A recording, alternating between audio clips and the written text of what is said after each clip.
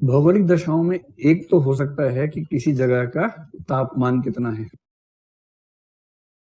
दूसरा हो सकता है कि वहां पर संसाधन कितने हैं, कि मतलब खाने पीने की दशाएं कैसी हैं।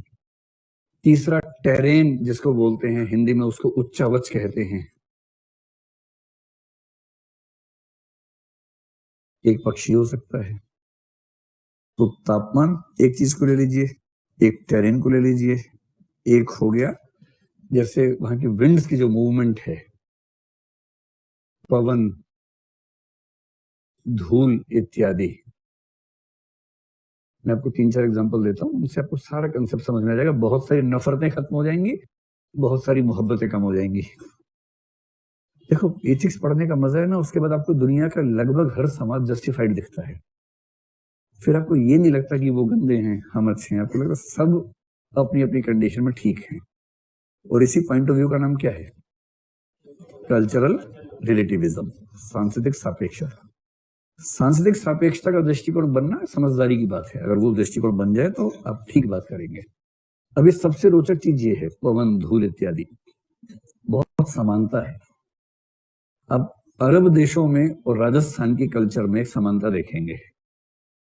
कहने वाले कहते हैं कि जब मुसलमान आए तो राजस्थान की राजपूत औरतों ने घूंघट शुरू कर दिया, पर्दा शुरू कर दिया, ताकि उनकी मतलब अस्मिता की रक्षा हो सके।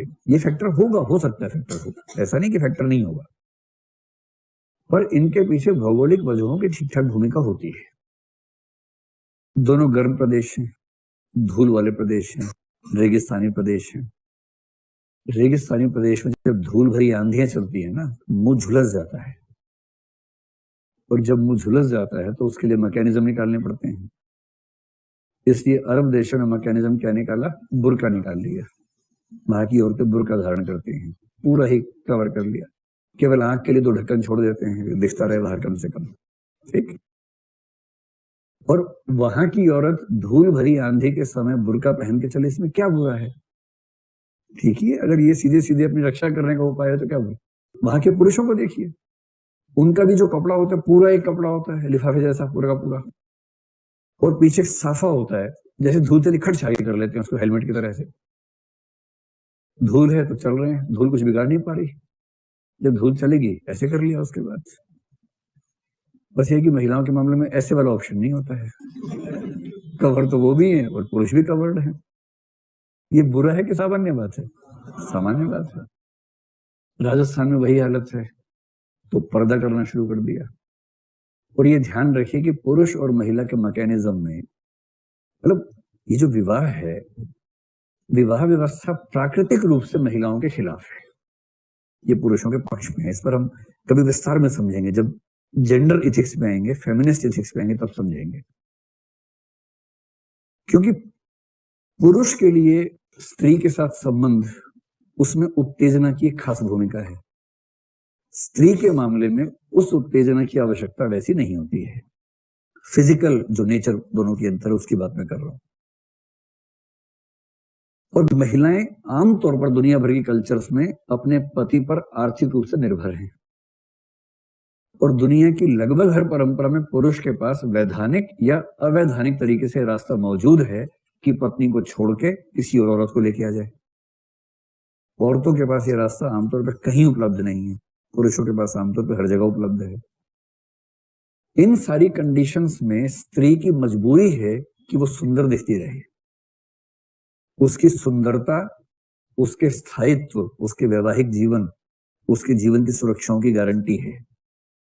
क्योंकि पुरुष को अंततः उसकी सुंदरता में रुचि है, और सुंदरता जरा सा ग्राफ कम हुआ, पुरुष की रुचि कम हुई, उसका वैवाहिक जीवन और सारा स्थायित्व, सारी सुरक्षा खतरे में पड़ी। दुनिया भर की औरतों को मेकअप में क्यों रुचि है, उसका रीजन यहां जाके ढूंढिए, तब समझ में आएगा। ये नेचुरल रुचि नहीं है, ये जीवन की सुरक्षाओं को साधने का संकट है। और जिस दिन औरतें नौकरी करने लग जाएंगी और पुरुष उन पर डिपेंडेंट होंगे, फिर पुरुष क्रीम के पीछे भागेंगे, देखिएगा। ये सारा खेल सुरक्षा असुरक्षा का मामला है, इसके अलावा कुछ नहीं है। इसलिए राजस्थान और अरब में औरतों पर पर्दे और बुर्के का नियंत्रण ज्यादा हुआ, क्योंकि उनके लिए ज्यादा महत्वपूर्ण है अपने सौंदर्य का ध्यान रखना, जो कि पुरुष के लिए उतना महत्वपूर्ण नहीं है, उसके लिए भी है। राजस्थान में भी आप देखेंगे पुरुषों के पास जो गमछा वगैरह इस्तेमाल करते हैं, वो इसलिए हमेशा लेके चलते हैं कि जब भी दिक्कत है उसका इस्तेमाल कर लें, वरना वो एक्स्ट्रा कपड़ा कोई क्यों लेके चलना चाहेगा? कोई भी एक्स्ट्रा चीज कोई क्यों धारण करेगा, अनावश्यक चीज? वो इसलिए होता है कि कब धूल भरी आंधी आ जाए, नहीं पता है। तो एक मैकेनिज्म हमारे हाथ में होना चाहिए। मुझे ध्यान है कि मैं जब डीयू में था, एक डिबेट चल रही थी इसी टॉपिक पे, तो एक आदमी इस माइंडसेट का, एक इस माइंडसेट का झगड़ा कर रहे थे।